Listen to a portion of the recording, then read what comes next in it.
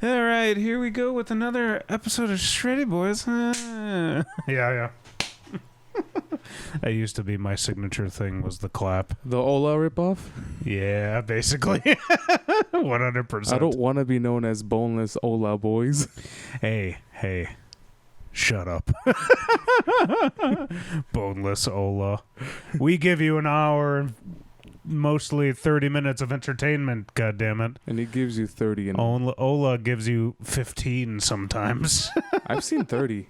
Sometimes it's 30. Yeah, it circles around that somewhat, basically. Now you know whose idea we stole, guys.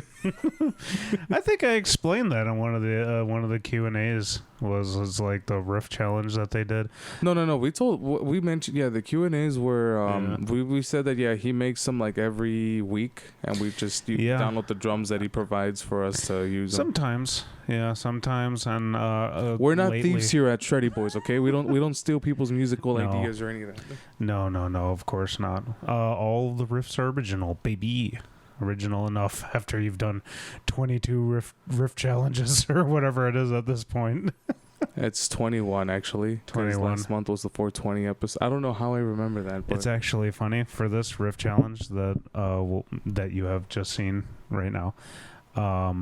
I remember I was about to go in the room, and I think Michelle said something like, "Man, I don't know how you guys do it. Just come up with riffs every single time for the." I'm like, I would never be able to do it. She said something like that, and then I'm like, yeah, well, after you've done this for so long, you just sit down, and eventually something comes out.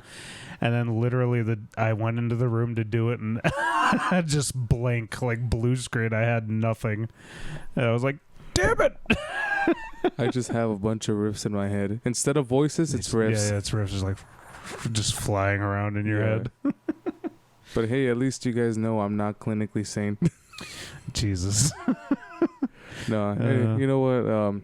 Just to start it off, why don't we do a short version of catch up, not the hour long like last time? No, yeah, we had a lot to catch up on. Yeah, we did. But you know what? I think it's time for you to tell us, how has your life been, Mike? Oh, dude. Your eventful life. I've been living La Vida Loca.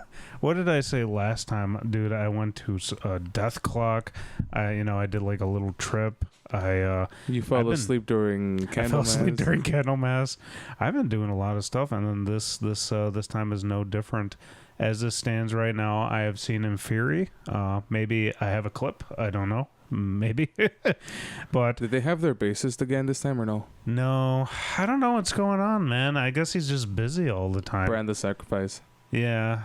But the last, 2 times that we've seen them, there was one at WC Social Club, and then the time before when they were at Bottom Lounge. The Bottom Lounge. Yeah, and they had Mike Lowe still. And they had Mike Lowe in the band, and then the bassist was there. Then the second time I saw them, Sanjay was that was the first time he was playing, but the bassist was still there. Yeah. But then the last 2 times there was just the one time we saw them headline. That's when he wasn't there, and I'm like, damn, I guess he's not there again. Yeah, it's kind of, I won't say concerning. I think he's just a busy guy, basically. So I just wish they got somebody, because I don't think they're playing their tracks over the, No, they're not. Speaker. When I was listening to them, like, they do play the backing track, but they don't have the bass tracks there, so it just sounds a little thin, Otherwise, it was awesome. But okay, so my point is, I was tired. I'm like, oh God, I'm gonna have to drive all the way to the WC Social Club. But I'm like, you know what? I'm gonna go out there. I'm gonna have some beers. I'm gonna have some fun. And dude, like immediately, like all of the good, like I kept texting you every single good thing that was happening as the show goes on. The bartender that was serving me was wearing a Central Disorder shirt. The tank top. I was cool. Like, holy shit. Yeah.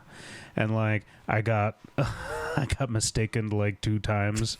So for context sake, whenever we go to an Inferi show, everyone always goes up to Mike and is like, "Yo, what up, Malcolm?" Because that's his twin brother, Yeah, every single, like the first time we met him, actually. Yeah. Someone came up with, Malcolm? I'm like, no. And I'm just like, It's too perfect. It's too perfect. It was like, it almost felt like staged or something like that. No, it did. I was laughing. And I'm like, and then it happened. No, it even happened again when we saw them headline. Yeah. I think like 2 or 3 people did the same thing. Yo, what's up, Malcolm? Malcolm, right? That's what one of the dudes, he's like, Malcolm, right? I'm like, no. But I do get that a lot, But that happened. I actually. Wait, did you meet him again this time or no? I don't think it was the same guys. Are you saying Malcolm? No, Malcolm. Did you? No. So the only one that was out and about was Stevie. So he was at the merch booth. I got to talk to him again. I think he remembered me. I wasn't sure, but I got a picture with him, posted right there. Bought some cool merch. I got a cool shirt and a pin. Which that makes 2 photos on the Shreddy Bois page. Yeah. Only I'm not in it. We need to just collect all the members. Is that how that works? Like Pokemon I'd be cards? down. It's like, collect all the members, like the Infinity Stones. The rarest will be the bass player. Yeah. No, I wish we could have at least gotten a picture with Mike Lowe. That's one. Yeah. But, I mean, it's fine. Well, Sanjay's cool. We could have gotten one with Sanjay. Yeah, we actually could have. We missed that. I actually could have done it myself too when I saw them with that group. But hey, there's always next time. They always come by. But sorry, I went to the merch booth and, dude, I kept eyeing this one dude. I'm like, I know him from somewhere. And then there's another thing I messaged you. I met and took a picture of the original Patient Zero, the Walmart metal guy. Yeah. Which was Chris Malone, I think. Yeah. So your understanding of this meme is probably better than mine. How does that happen? It all started when Walmart actually made a post and took a picture of him. I think he's a manager for a department. Correct me if I'm wrong, but yeah, they took a picture of him. And everyone started making a thread to like let him in for free for the Die Artist murder show. I can't remember how that started, but yeah, they took a picture of him. People were just like, holy shit, we got a metal. I don't know. I can't remember exactly what happened, but he was making headlines. People were calling for, were like saying, I think Die Art ended up making a post saying that they should give him the day off on the day they come by with Angel Maker and. Yeah, so I think it all started with a viral post from Walmart. People were just going like holy shit, and then it ended up spawning a whole trend of metal dudes or metal people at Walmart. It's insane. So I followed the dude and I followed his page. He created an entire page dedicated to metalheads of Walmart. Yeah, the metalheads of Walmart. He actually went to the Art is Thy Murder show. Art is Murder. Yeah, Art is sorry. God damn it, I'm tripping on my word. This is how you know he's not a deathcore fan. But he actually went, and there's pictures of him meeting the band. He got in for free, and it kind of has just become like this weird local legend.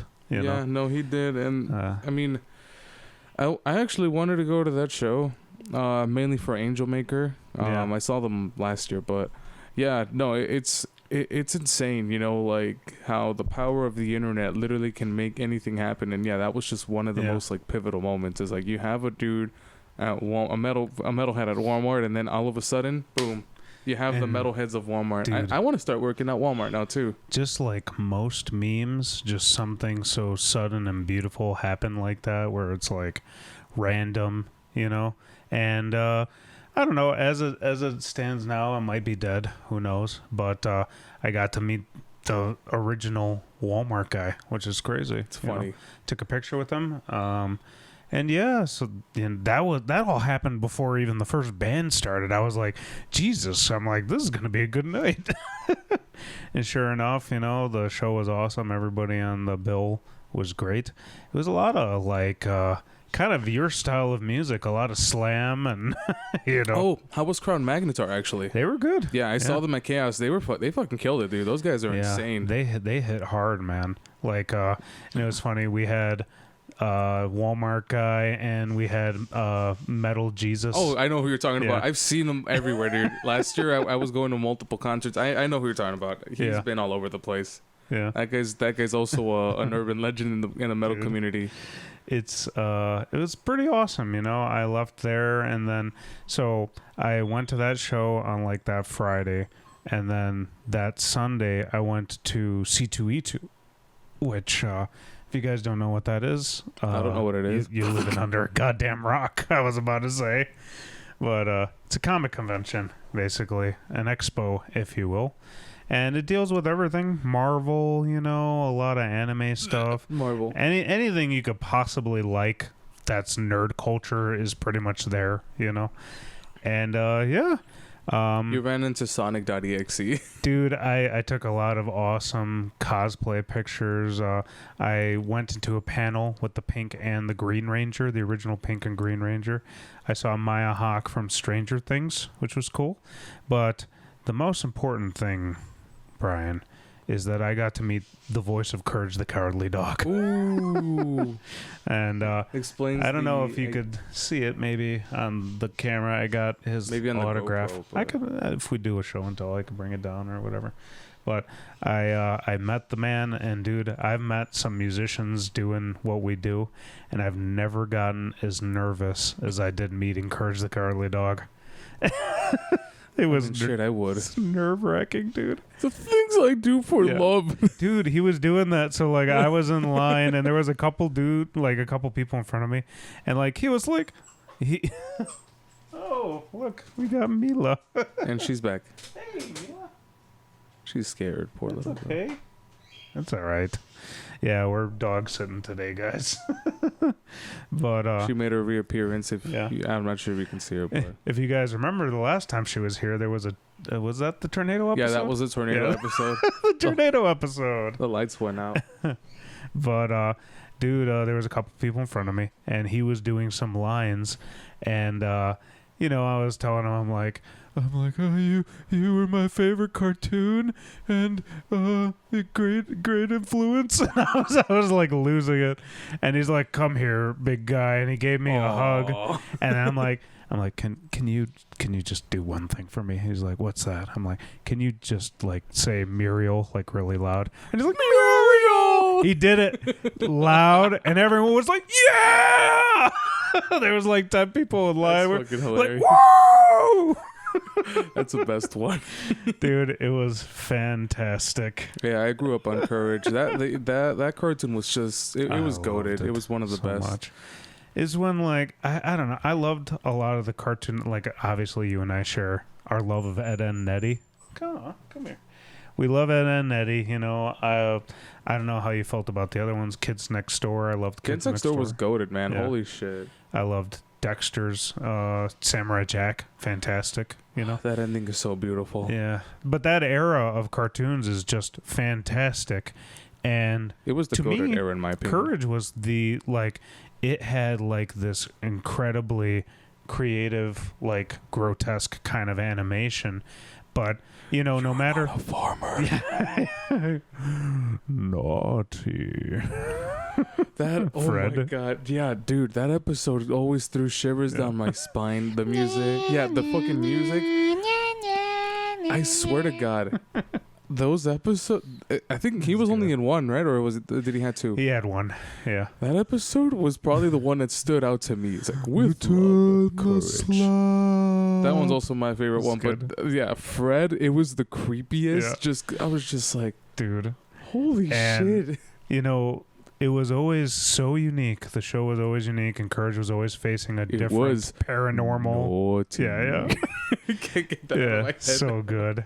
He was always facing a different paranormal entity, and no matter what, that was the thing I loved about Courage is he would do whatever he had to do to protect his family, and mainly Muriel, because Eustace was always on the receiving end of everything. He always tried still for Eustace. He tried, but he ends up on the receiving end of everything. Sometimes Eustace would like explode or get turned to gold or whatever his fate was, basically. Oh man! But you know, no matter what, he tried so hard to protect his loved ones. And as a kid, I don't mean to interrupt. You know, there's a theory that apparently both Muriel and Eustace were dead, and the rest of the episodes are Courage using the puppets they made of them to that's a horrible theory. Yeah, that's a theory actually. I hate that because I remember that episode. That's the end of season 1 actually. Yeah. Stupid dog. Stupid doggy. Stupid dog. Anyways, continue. Yeah. But yeah, long story short, Courage, obviously, I got him tattooed on my arm. It is a huge inspiration for me, and I got to meet this man, and it was fantastic, and he was awesome. He was a delight. So that was the entire C2E2 for me. I didn't even care. You know, like I got a nice little Gogeta right here. He's brand new. I thought... Yeah, I got 2. Oh, okay. Yeah, that. I was like, huh? Dude comes up to me. He's like, "Hey, we're trying to get rid of these, because it was Sunday and they didn't want to pack them up." And he's like, "I'll sell this to you for $15." And I'm like, "Well, you have a sale, good sir, because these guys are at least what would you say, like 30? Around like 30, 40, depending on which character sometimes too. Because if it's a very popular one, they shoot up afterwards. So usually my favorite ones are my favorite Dragon Ball Z figures to get are the Band Presto ones. Those are the best ones. This one was not that, but it's still really good quality. It's the exact same maker as my Broly over here, so I got the same size. It's a great addition. I'm running out of space in my room. But yeah, that was the main thing I got, and this beautiful autograph from Courage the Cowardly Dog, which is great. It's wonderful. Yeah, it was fantastic. And I think that's really it, man. I mean, as it stands right now, we are recording very early in the month because... On May the 4th be with you, by the way. Yeah. But we're recording early because next week I'll be away. I won't be here. I'll be on vacation. So I'm trying to get all of this ready, prepped. And as this stands, a Legion would have already passed. So I can't speak to whether the show was great or not. But it's a Legion, Cataclysm, Septic Flesh, and Decapitated.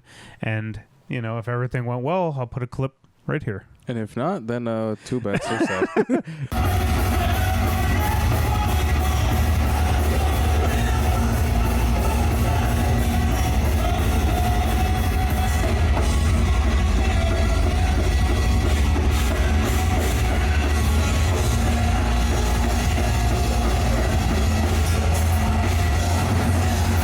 Yeah, you can just imagine what that sounded like. Yeah, then after this, or by the time this is posted, I've already been to Chaos and Carnage, got to see Vitriol, Rivers of Nile.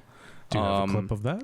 I'll probably have clips of all of that. You'll have like maybe 4 or 5, maybe 7 clips of each band. Who knows? Jesus, I will not post 7. But maybe in the next 3. episode you'll see me bruised up with a busted lip or something. Who knows? Oh, wouldn't that be something? Yeah, that would definitely be something.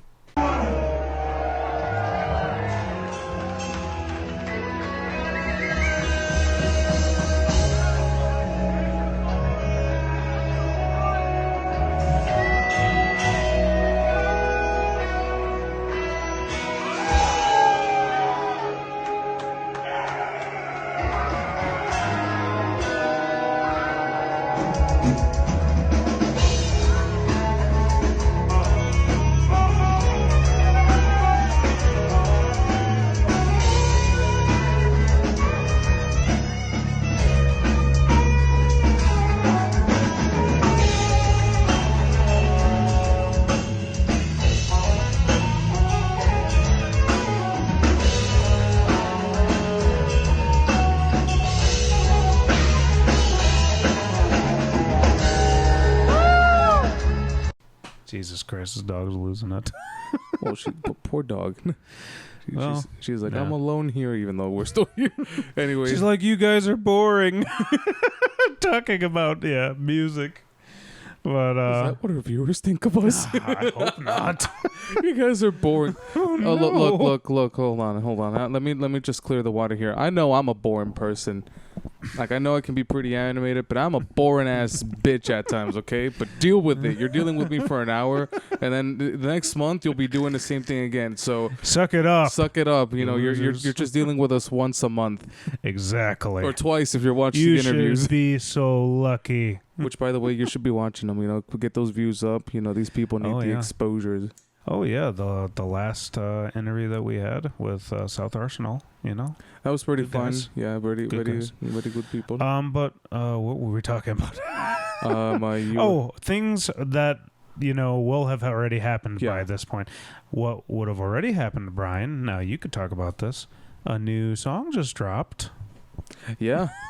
I was like, it's putting me on a spot. Yeah. So, we released, Beheading the Icon has released a new single called TV Dinner. We've been working on this for the longest, I think, like, throughout the better half of, like, March, April. We were I think it was March most of the time, mostly March. We were recording an EP. So, yeah, we do have an EP on the way. I can't really say as to when it'll happen, but if anything, just follow our page on Facebook, which actually broke 1K followers actually. So yeah, thank you guys. That's a good milestone. That's a great milestone. We definitely could use those numbers on Instagram.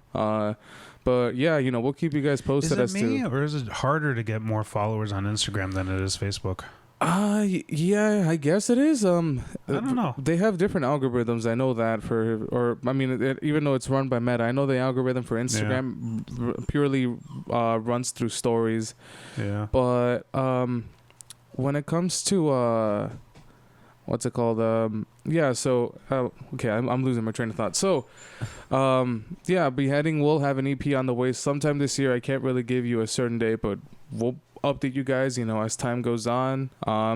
First Step actually, has been working pretty hard on it as well, on releasing some new tunes. Also can't say when will that drop because we don't have a set date yet, but you guys sat down and wrote a bunch of songs for like 12 hours straight. Yeah, that's epic. So we also, I was gonna say, we also got some new stuff cooking. We'll definitely be playing it at the Chicago Pride Metal Fest, which, wait a minute, hold on. Wait, something's... Yeah. What's going on?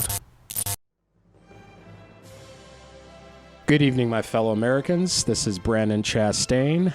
You might have seen me across your social media, unfortunately, in the form of stickers, magnets, Pokemon cards, T-shirts. I could be missing some, but there's probably more paraphernalia of myself out there. I just wanted to speak to you this evening about something very special, near and dear to my heart, that is coming up this summer, Chicago Pride Metal Fest. Chicago Pride Metal Fest is going to be held at WC Social Club June 7th and June 8th. That is a Friday and Saturday. Yes, it is a 2-day event filled with some of the best local acts in the Midwest. For Friday, June 7th, we have on the bill Scumrot, Either Aura, the Mass Bastards themselves called Thutch, Surefire coming out from Milwaukee, Still Stare, Soul Killer, Hostages, and our headliner is Bind the Sacrifice. On Saturday, June 8th, we have an even bigger bill set up for that day. We're going to have First Step to Glory, Stolen Sun, Dream Malaysia, Tanzan, Empath, Dim's Fighting Words, Through and Through, By the Thousands coming all the way from Minnesota, Dead Awake, and a very special and surprise headliner for that day, who I cannot say at the moment, but I will say this: you're not going to want to fall victims to bad luck.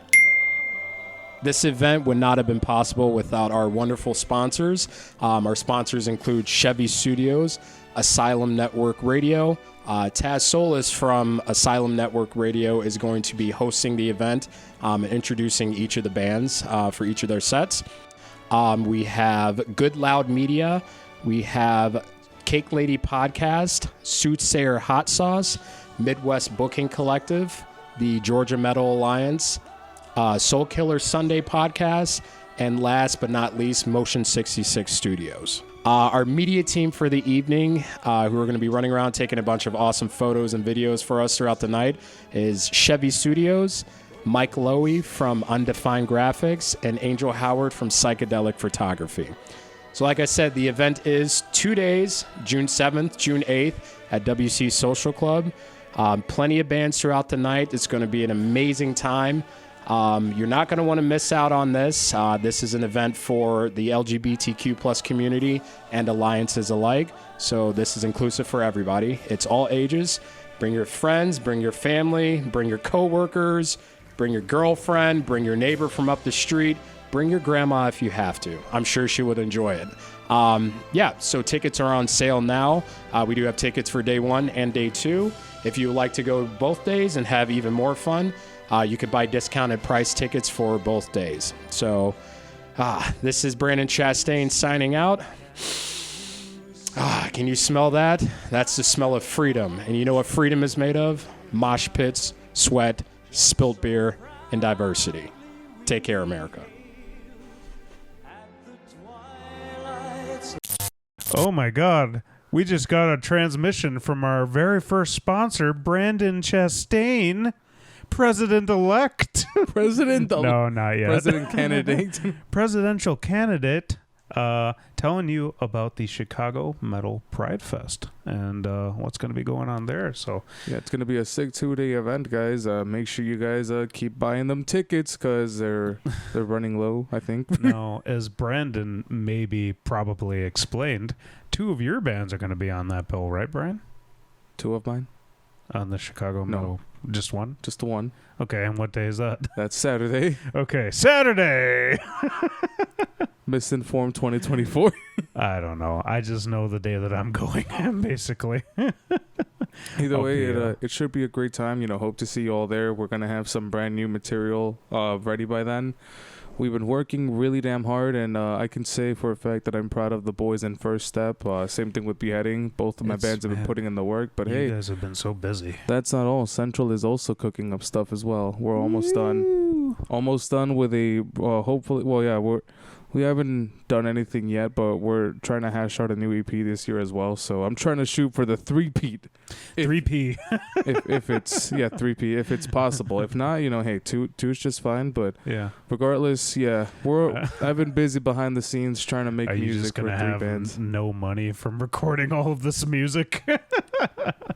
Don't ask me that. I guess it's good that you've been working overtime. So overtime. Yeah, overtime. Yeah, but no, yeah, that's all I have to say. Thank you for the support, for the ongoing support for the release of TV Dinner. If you haven't listened to it, it's on the all streaming services. Or if you're cool like me and you want to get on Spotify, get on that. It's Spotify.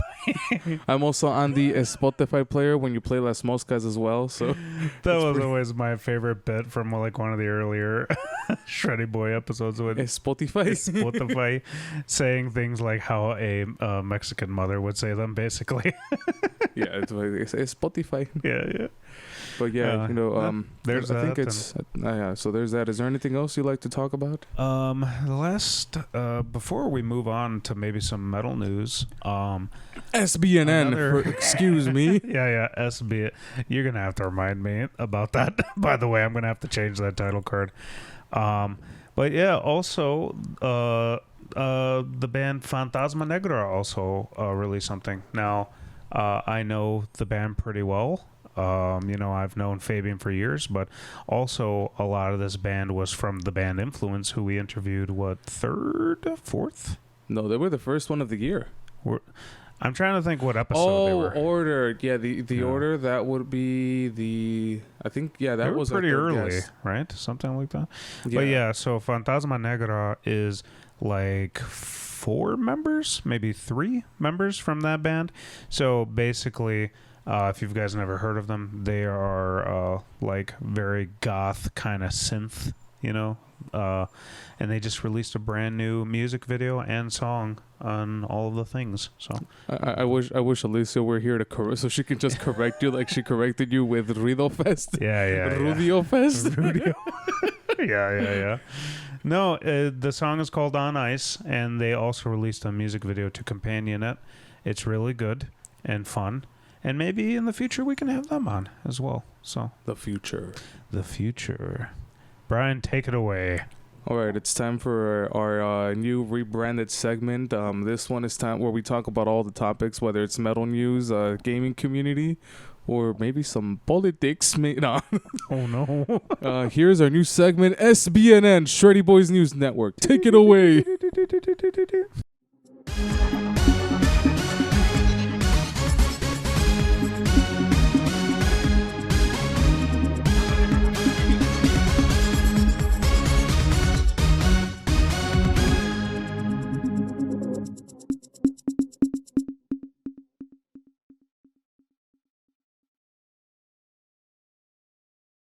I don't know.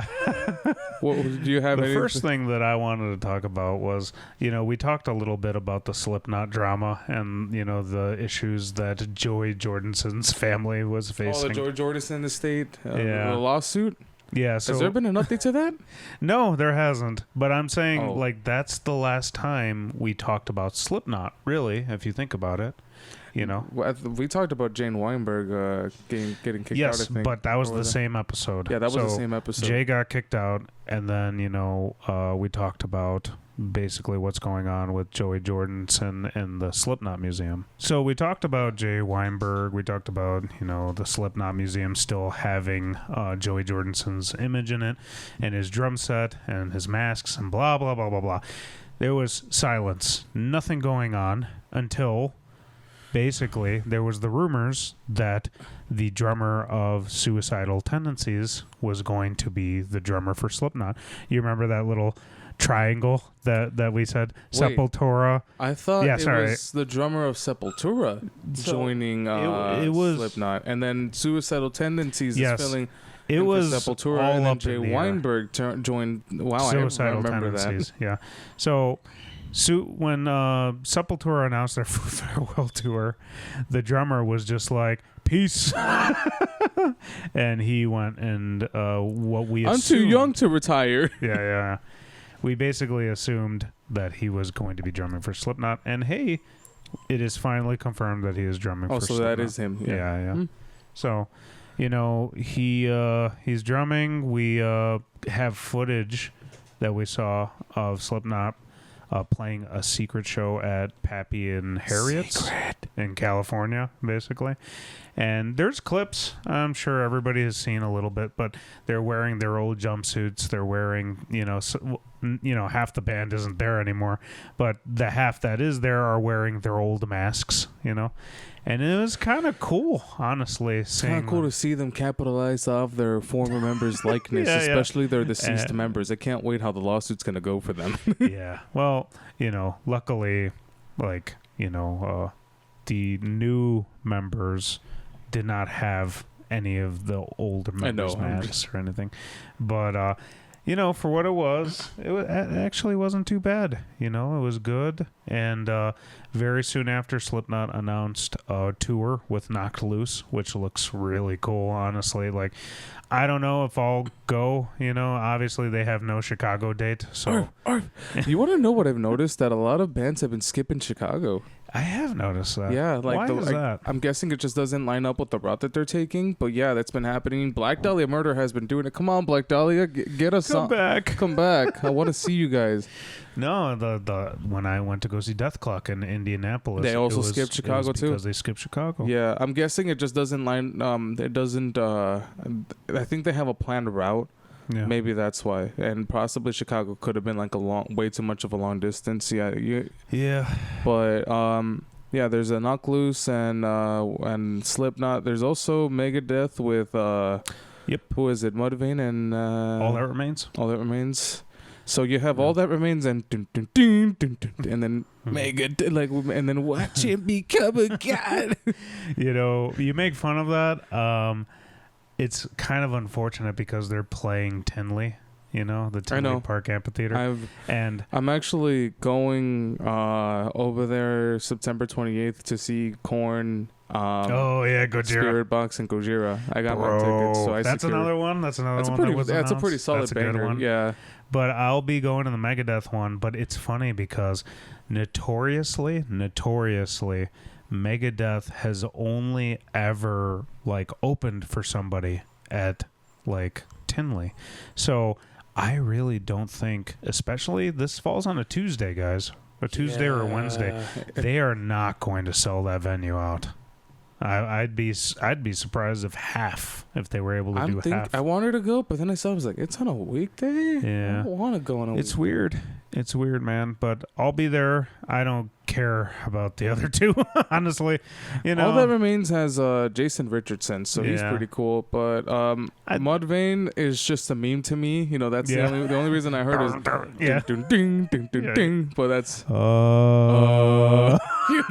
if you know, you know. But I got to see them play that song last year. That was pretty funny. But Yeah, I mean, I don't think I'm gonna go just for that specifically for that reason, but I am gonna go to the corn one mainly for Spirit Box and Gojira. I'm trying to think what was the other one that I was thinking about. Yeah, I think it was just I can't remember what else. I think that was pretty much it, right? Well, no, that is not it. Announced that is definitely not it. You don't want to know why? Because another tour has been announced last year. The epic return of Summer Slaughter, the most extreme tour of all of the year, has finally returned, or so they think. And you want to know why I brought this up? Because there has been a lot of scrutiny towards the lineup, how it's not heavy enough. We got Veil of Maya and Brand of Sacrifice as the headliners, and I like Veil of Maya. Well, I like old Veil of Maya. The new stuff it's fun to listen to, but when you see them play it live, and I saw them play it live, it was cool. But to me, it almost sounded like press play on the click tracks and then play. I don't know. Like, the thing is, I love the older stuff, and I want to see them when they used to have I forgot the name of the vocalist, but Veil of Maya's from Chicago. Mm-hmm. They have Gideon, Tala, Left to Suffer, Brat, and I forgot what other band. But there's also a band that hasn't announced yet until the 20th. So here's the thing: a lot of people aren't happy with that lineup. They think it's way too soft. It's not too heavy. Yeah. I would say that it makes sense that they have a lineup like that because the last couple of years of Summer Slaughter have had metalcore and deathcore centric lineups. It's not always been death metal, they would have death metal and deathcore or deathcore metalcore, or like the one death metal band in there, which like I said, I'm not opposed to this lineup. I was like, you know what, it's a solid lineup. I don't like that it's at House of Blues. I'm probably not going to go regardless. Yeah. But if you want an extreme lineup, go to the one I just mentioned, or obviously Chaos and Carnage. That had the more extreme, metal side. And they also took off their tagline, the most extreme tour of the year. I think it's the heaviest rager, or I forgot what exactly it is, but I'm going to put it over here. They removed that tagline for this one, I guess, because people have been giving them shit over it. But you want to know the response of Summer Slaughter? They responded to this. Oh, yeah. They have been responding in the most unhinged way by calling people who are bitching about decapitated, necrophagus, cattle decapitation, not being on the bill, as people who support the vaccine. Yeah, and I was just like, wait a minute. It's like, so here's my thing. I mean, I know that this is a publicity stunt to get people talking about them, and well, regardless, people were going to talk about them. Period. For the bad line. Well, maybe I wouldn't say it's a bad lineup, but for people who say that's not a good lineup, it sucks. They were going to be talked about because people have been anticipating the return of Summer Slaughter. So, that's just the thing. I'm over here like, I just didn't understand the whole context of like, where is the whole pro-vaxxer argument coming from? Like, they were saying that, shut your I forgot exactly what was going on. And Metal Injection were posting about him, and there was also supposed to be like I'm gonna include screenshots. About it, where they were saying like, we broke up in high school and it's kind of creepy that you're still talking about me. This is the Summer Slaughter page saying that, and I'm just like, who's. Like, the thing is, who is this mystery person? I was going to say, it is very possible that it could just be somebody who is in charge of marketing or something. Possibly, because the thing is, it's like, the way that just came out, it's like they came out as a freaking QAnon person. Because if you've ever followed the like Riot Fest page or anything like that, they openly mess with people on their page because of complaining. A lot of people complain, but it's usually not, you guys are a bunch of cucks or no. whatever. You guys are a bunch of woke Karens and pro-vaxxers. I'm like, this is the reason. Specific. It was very specific. I'm like, now you see why I brought up politics in this, because it got. I mean, obviously, you guys know what happened when the whole pandemic was going on, and they were making vaccines. People made it political and all that. But this was political.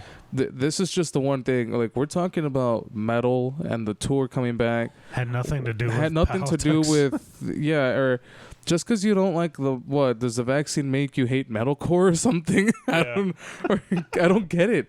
And I was even seeing. I was just looking at their story as well, like. And I'll even add up a clip over here where they were posting about it. But it's just it was extremely unhinged. Yeah. I was laughing at it, but I'm just like, bro, why are you trying? There was people who said, why are you trying so hard to become the next Trapped? Because it's just so weird. Yeah. And so for me, I wasn't expecting this lineup. I thought it was going to be like more heavy-centric. A more heavy-centric lineup. I thought it was going to be like Black Dahlia Murder headlining and then or co-headlining with Job for a Cowboy because we haven't heard from Job for a Cowboy or I haven't really seen them tour in 10 years, you know, so that would have been cool. Maybe bands like, you know, if they were, because they also want like, you know, new what's it called, metal acts to join in, which I'm not opposed to. You know, that's a pretty good way to approach it, you know.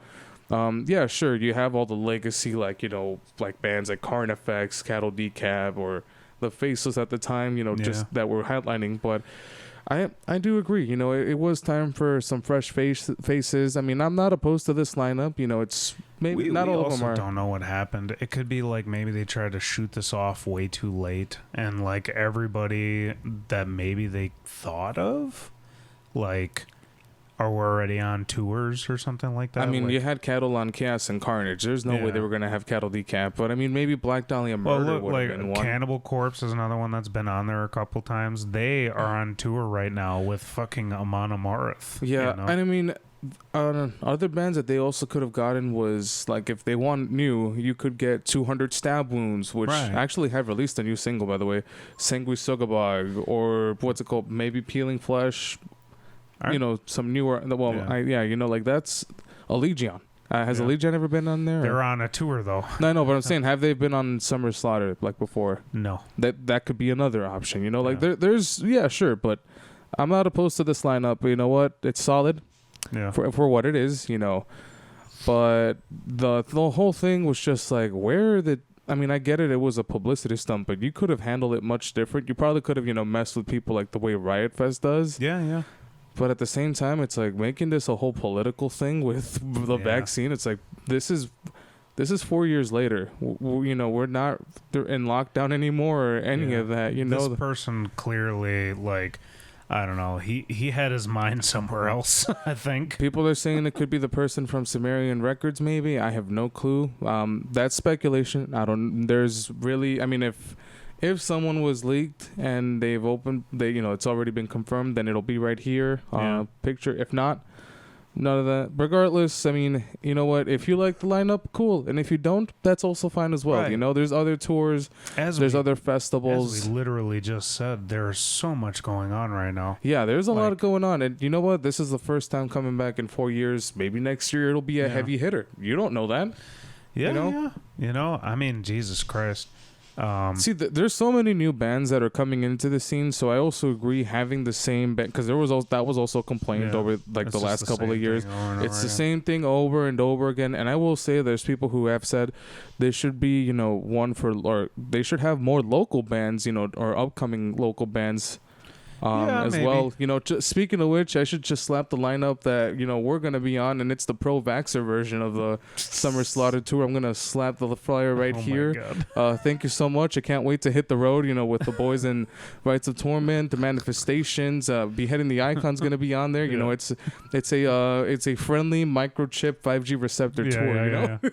You can't get in unless you prove that you had the 5G installed. Exactly. Yeah. So, but if you don't have it installed, you should just go to the other one, okay? Yeah. But aside from that, we've also had some funny metal news as well. We had Glenn Benton talking shit about the modern death metal becoming what's it called, Weezer wannabe boys. Yeah, it's kind of funny because I remember reading that, and part of me was like, "Oh God, you stupid boomer," essentially. But at the same time, I'm like, I love your music. Yeah, I was gonna say at the same time, I'm like, you know, you're not wrong because it is a bunch of dudes in like Old Navy V crew necks, you know, and the hipster thick framed glasses playing he isn't metal. Wrong. He isn't wrong. I mean, hey, at least he's not Chris Barnes. That's true. Yeah, That's it's true. like, you know what? There's a difference between Glenn Benton and Chris Barnes. Yeah, both are old boomers. They're grouchy, but one makes good music while the other one sounds like shit in their songs. Yeah. I mean, they've even 6 Feet Under released a new song. I've listened to it. The lyrics are they're terrible. No, look, I remember I watched the lyric video and I'm like, bro, these lyrics don't make sense at all. Yeah. He still sounds like this. Like the I remember it wasn't like, maybe it was the latest album that they released, but when the one with no Zodiac? Maybe, but I didn't even listen to it, dude. But they did the pre-order thing. They tried to do the pre-order vinyl thing, and everyone like was just laughing, like ha ha ha ha ha, like yeah, right. We're gonna pre-order this vinyl, you know? Yeah, I mean, who would want to pre-order that? Who would want to pre-order mediocre music? I mean, hey, maybe some people will like it. I will say, they did have a solid album, Crypt of the Devil, with because Brandon Ellis played all the solos to that album. That pretty sounded pristine. I mean, there was also a time when Ola Englund was in 6 Feet Under as well. Yeah, he was in there for like a summer, basically, where he toured as their guitar player. And then they currently have Jack Owen from... Yeah. Well, he was in Cannibal Corpse, Deicide, and then 6 Feet Under. But yeah, aside from that, Deicide did release a full-length record. I liked it. Some people say it's so good. Pretty generic. I mean, the thing is... it's what I expect of Deicide, Satanism on a record. That's it, you know? Here's the thing, right? When we go to Reggie's, what do we get? We get a Parmesan chicken sandwich. We get a Parmesan chicken sandwich. I don't understand, and you know what? The name of the question. The first time you got that Parmesan chicken sandwich, it was delicious, right? And I don't know about you, Brian. I don't know where you're going with this, but okay. My point is, I've gotten that sandwich every goddamn time. Sometimes eating the same thing every single time is fine. Sometimes it's exactly what you need. So when someone says that the new Deicide album just sounds like Deicide, essentially, it's like, well, yeah.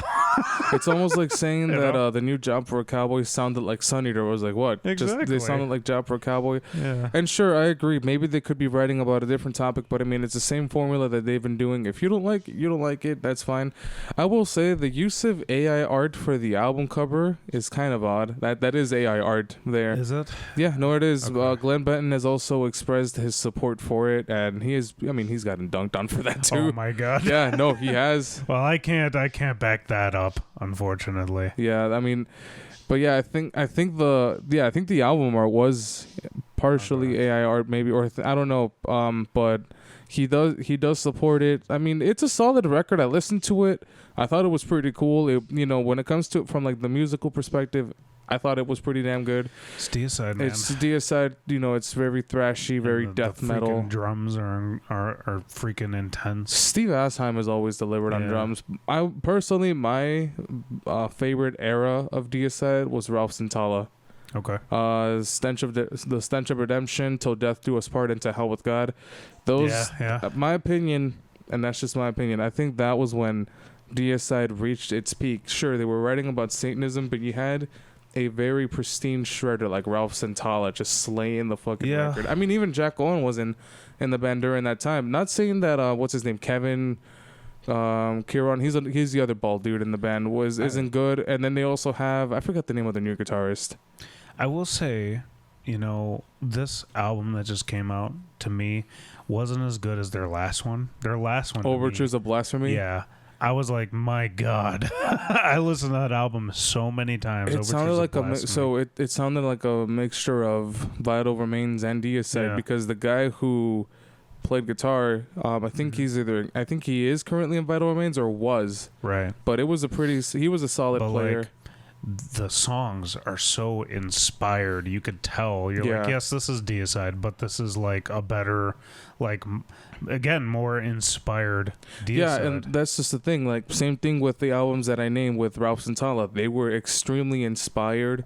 I mean, Homage for Satan is my favorite track of all time by them because of just how gnarly and like amazing the solo just sounded. It wasn't shredwinkering. It actually has, great like what's it called? I can't remember the whole terms. It had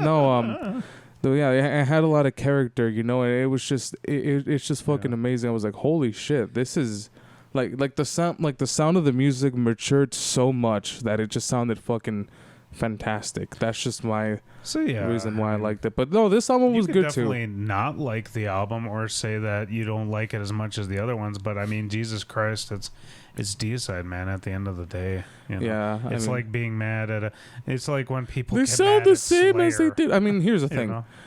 It does get pain. What's it called? It depends when a band starts sounding the same. It could either be a good thing or a bad thing at times. Right. You know, for Deicide, it's worked for them. Slayer, I mean, it's always fucking worked for them. Cannibal Corpse, you know, they every now and again they will go through like a reformation, but in its very essence, it's Cannibal Corpse. Black Dahlia Murder. I mean, they found Jesus their sound. Christ. That's like the next album might sound very interesting because Ryan Knight's back in. Knight's back in, and Brian Eschbeck is on vocals now. So that might be different, obviously, but I mean, Jesus Christ.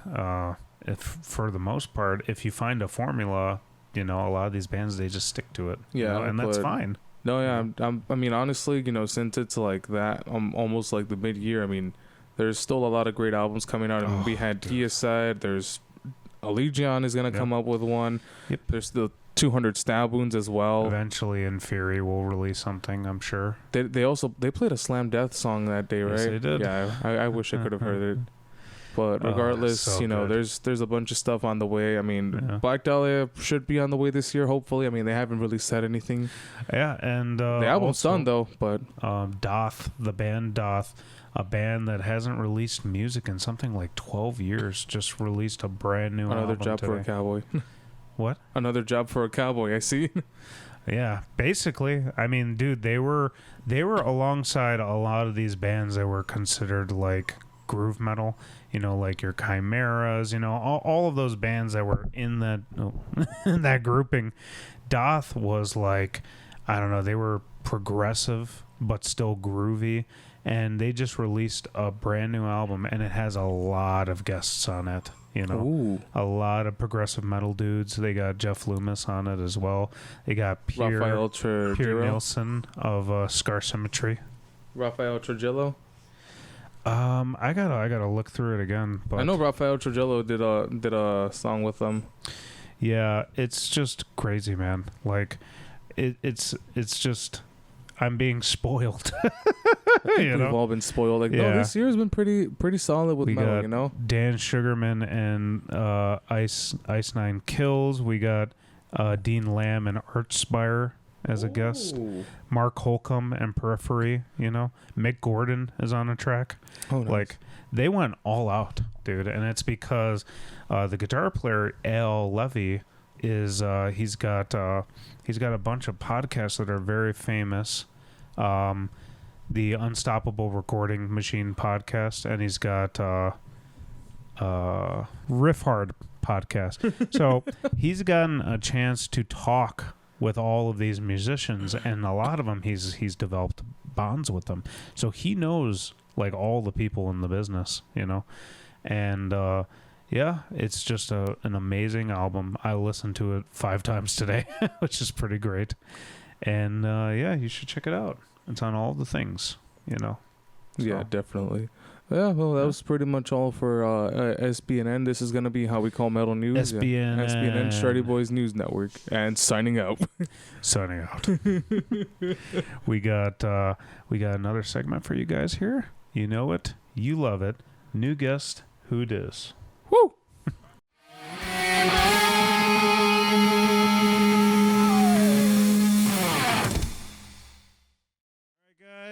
Here we are with another fantastic new guess who dis. I got a beer. Yeah. There we go. I got a can of Lysol. Yeah.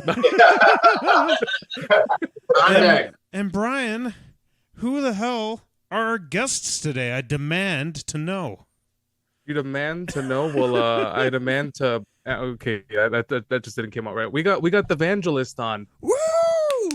What up, guys? How you doing? Thanks for having us. Pretty good. Jesus. How are you guys doing? My audio just crackled a lot when I did that.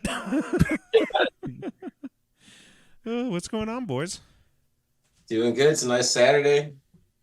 cooling off now, but it's been pretty nice out there. It's just as long as it's not muggy and humid, it's almost summer. We'll get there. I know. Don't remind me, Mike. Yeah, yesterday we're in the beautiful point right now where we're like, should I wear shorts or shouldn't I wear shorts? It's like it's like a beautiful medium, Shit at work for wearing shorts the other day. Like it was too soon or something. Like there's a rule. No, there is no rule, but there is definitely like depending on where you are, a very cold breeze, if you will. A very old breeze. Cold breeze. Like I was watching the White Sox yesterday, and shorts was a great idea at the beginning. It was fireworks night yesterday, and it got cold real quick.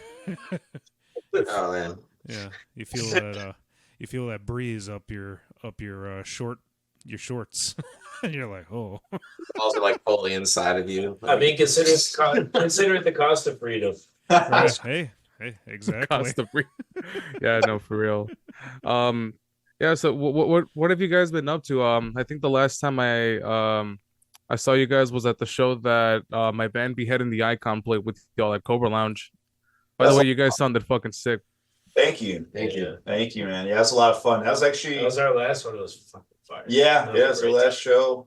My first time playing the Cobra Lounge, so it was just really cool to be there, and such a great lineup too. So it was just a lot of fun. But other than that, nothing really too crazy. We probably are coming off, I feel, in our band's time, are probably one of our busiest years, where we were just we had a lot of bookings, and we were stretching outside of our comfort zone, our normal areas of playing, like around our area, like in the northern suburbs of Illinois, like Round Lake. There's we've played so many shows in the area, and a lot of fun shows.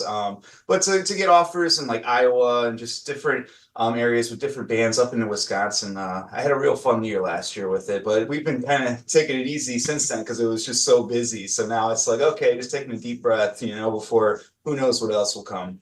I was going to ask, what are the usual places that you guys would play? If you threw round, what did you say? Round Lake? Beach. Yeah, Round Lake Beach. Yeah, the Village Spirit.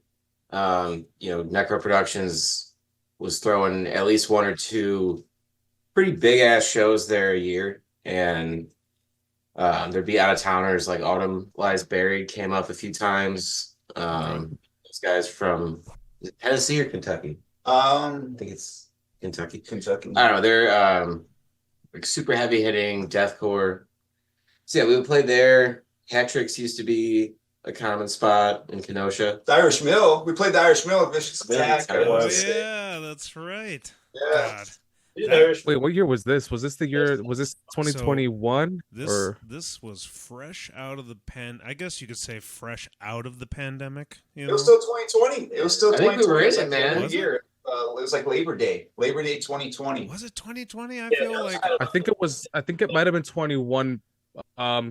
May, Memorial Day, maybe, because I was at the Irish Mill, but I was like, yeah. Brian was in the crowd. That was before you were a backup guitar player for Vicious Attack. I became Guitar B. Guitar B. Like months after. I think towards the end of the year is when I became officially Guitar B for Vicious Attack. Sorry, that show specifically had a lot of like context because it's like everyone was all cooped up in their homes, and I felt like this is gonna be weird, but stay with me. Everyone was really horny for live shows.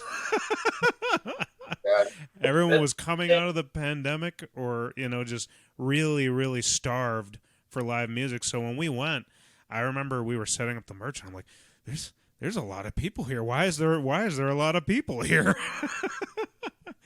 Yeah, dude.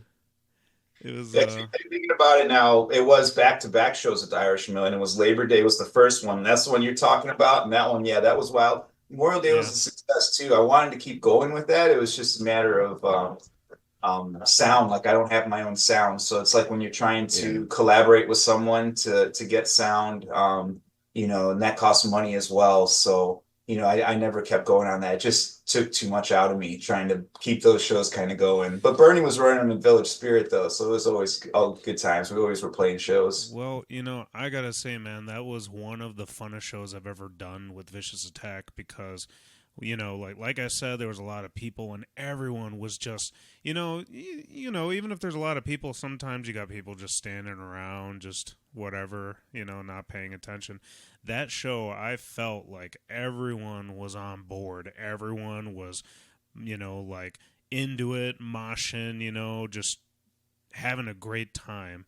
And I'm like, God damn, like from the stage perspective. Shit, it's been months since there was a show. So, I mean, yeah, that's how I was when I went there. I was like, I got to start pushing people again. Yeah. I only have good memories of that show, and specifically how goddamn cold it was that night. We overflowed the parking lot. Like, luckily, it wasn't so bad, but yeah, like there was all this like behind the scenes kind of crazy shit. I was like, sort of helping to deal with any way I could, because that place is not equipped for the quantity of people that we managed to bring out. Yeah. And before, like, when we would throw shows there, we tried to do it inside. It was like, what are we doing? Because it was like they had this tiny stick of a stage. And with the rail at the front. Yeah, with like a railing in front so people I remember that. Really like it's like a real show. It's like, no, man. That thing's going to pop out. Yeah. So, yeah, finally we wised up and started doing them outside. But, yeah, that was so much fun. I'm glad it went that well, and you have that good memories of it. Oh, it was fantastic. And you know what? It's funny that you mentioned that, too, because I remember when I got there, I went inside and I looked at that stage. I'm like, well, that's not what we're going to play, is it? I had the same thought, too. I mean, I wasn't playing that show, but I was like, man, this is going to be it's going to be claustrophobic pushing people around in this. This venue. I was like, more times than you would believe. Yes, yes. We've actually played on that stage. I've played on that stage more times than I can remember. So it is tight. Cramped. You deal with it. It's good condition. It's like, hey, turn the TV off. We're playing. Like, prepares you to share a stage with other people. Yeah. Got the like Miller Lite, like Irish dude cutout thing that's just always on the stage. Like it's like the member of Evangelist, you obviously we were on that bill. Who else was on that bill? I think it was Ruptura, right? Ruptura. I don't remember the name of the band. It was a while ago. I just remember Celestial Serpent. I know was on there. Celestial Serpent. Bernie did the sound, kind of like what we were saying, like without Vern's help. One of the shows had Overlords on it, and I think one of the shows had Her Worst Nightmare on it too. So it depends on which show. I mixed those two shows up. Surprisingly, I remember talking to somebody for like 30 minutes about Obscura at that show, and I can't remember or the lineup of that show. I just remember getting there, and then the opening band, they played it was a Gojira song that literally came out a fucking day before, and I'm like, God damn! Yeah, I remember. Quick. Starson played. I know Starson. Oh yeah, Starson. Yeah, there we are. Yeah, it's possible. Yeah, I remember that too. I was like, that song just came out not too long ago, and it just knew it word for word, riff by riff, even drum beat per. I was like, holy shit, that's dedication there. I don't think I remember. I didn't even catch that. That's awesome. Pandemic, baby. We all had more time. Yeah, I mean that's true. If anything, why don't we move a little forward? How would you guys describe your genre music? Yeah, pretend I'm an old lady. Yeah, pretend he's an old lady. Well, that's even harder. What do you guys play? It's harder than Metallica when you're talking to an old lady. It's like, no, I don't play Metallica, but heavier. You probably never heard it. We play Steely Dan, but really fast. Yeah, like when people ask at work, I just say like death metal, but more technical. I mean, it's just technical death metal. That's just what it is. I mean, it's hard to like dumb it down for you because But your grandma doesn't understand what you just said. But yeah, I always just say like, think of like your standard metal, but a lot groovier, and then a lot more technical. and that's pretty much where we're at. Think Tiny Tim. In drop G, Ooh, drop G is a great tuning in my opinion. So much fun. I have a question. If we're gonna talk, maybe we should do that later. But it's so controversial when you're in drop G with a 7th string. What do you do with the 7th string? Brian, what do you mean, like, by that, or the highest string? Oh, I see what you mean now. Do different shit with it, and I've heard people get in arguments with it, and I might have been one of those people. Yeah, I mean, I just normally when it comes to 7 strings, I just do whatever the hell I feel like it, to be honest. Because I mean, there are people who like, yeah, of course, there's people who would argue saying, "Oh, you're getting it for the 7th string," but I would always play the other strings as well.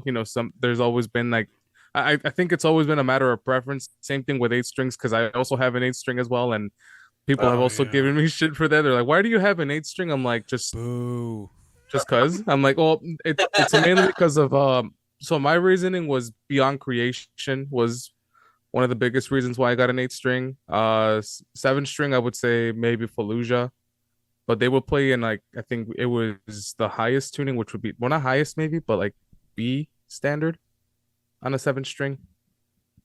Yeah, but Brian, you're also not a good sample size because you actually know how to play guitar. Like, oh, okay, I'm sorry. You know how to play scales and shit, and like you actually know what you're doing. Half the time I do, not all the time. Don't listen to this guy, okay? I'll be like, "Hey Brian, I just wrote this riff challenge. I just do like a sweepy part on this." And I'm like, do a sweepy lead on it, and he's like, okay. Do a sweepy lead. Make me sweepy. Make it very sweepy. It might be a little too sweepy dominant or diminished or something. Are your sweepies very diminished, augmented? I like your sweepies. Thank you. I try my hardest. I mean, I still. Sorry. What? I was gonna say I'm not tired of it yet. I literally, we've done 22 of these riff challenges, and every time I've shown anybody these riff challenges, they're like, "God damn!" I'm like, "That's right." Now, see, the thing is, I'm running out of ideas when it comes to solos for these riff challenges. Like I've always told Mike, it's like, dude, I feel like I'm playing the same exact thing, which is. No. It's funny. He says that I know what I'm doing. I'm like, to be honest, I'm not. I'm just improvising because I am running out of ideas on what to do. Like every time he sends me something, he's like, "Oh, I left the section." I'm like, "Okay, I see what I can do," but at the same time, I'm like, I listen to the other ones and I'm like, "God damn it, they sound the fucking same." Don't be hard on yourself. I don't even remember the question. What's your genre? So tech death, basically. Yeah, tech death. Or like how I like to say, death metal. If you studied death metal at Harvard University, which obviously that's just a stupid joke I made a while back, but yeah, no, I too am a fan of tech death. I would say, if anything, what are your favorite or what are your influences for tech death? I think that's a nice follow-up question. Mutually, Decapitated's a big one, I think. Ooh. Psychroptic's a huge one for the band. Origin. Ooh, I love Origin. Yeah, for me, Faceless, Name of God, Obscura, Animals. Man, I don't know. I feel that it's like we call ourselves tech death. We always have, but I guess I've always felt the vibe that we had a bit of deathcore in us as well. Because like I think of bands like Aborted or Thy Art Is Murder too. Like those are bands that we've really followed closely over the years. I feel we try to.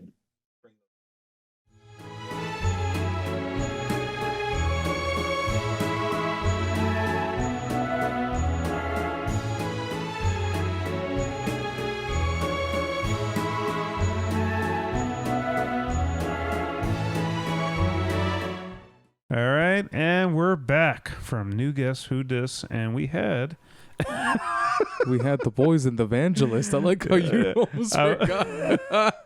No, I didn't. I was like trying to do like a news smile. And I was like, and we had. Yeah, we had the boys in Evangelist. And again, like I said, we're recording this episode very early.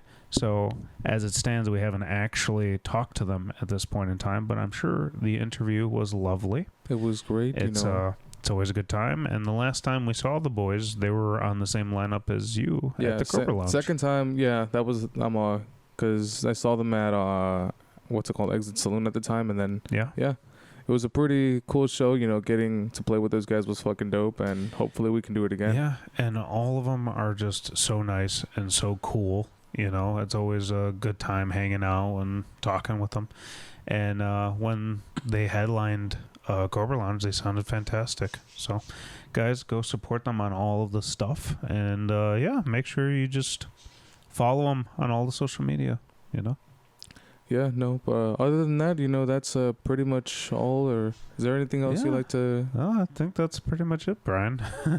Everything that we told you, go check out Beheading the Icon. Go check out Fantasma Negra. Go check out the Chicago Pride Metal Fest. Yes, guys, it's very important. You know, you listen to your future. You listen to your future president. Exactly.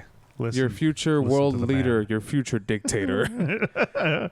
And get them goddamn tickets. Support all these awesome acts. And most importantly, support potential President Brandon. Let's go, Brandon. Let's go, Brandon. Let's go, Brandon. Let's go, Brandon. Oh man, no, yeah, dude, I definitely can't wait for that show. But hey, you know, thank you for watching. You know, this episode was very fun to make. Don't forget to like, comment, subscribe, share to your friends, your relatives, your tias, you know, who always like to chime in on the chisme, you know. And remember to hit the subscribe bell because it helps out the notification bell because it helps the channel a lot. Dang, I'm gonna put all the stuff that I do every time now. And after this, I'm just gonna hit him with a reminder that you gotta say that in that order. Sorry, he keeps forgetting. I'm not a real YouTuber. Me neither. But anyways, thank you guys so much, and we'll see you next month. Bye. Bye.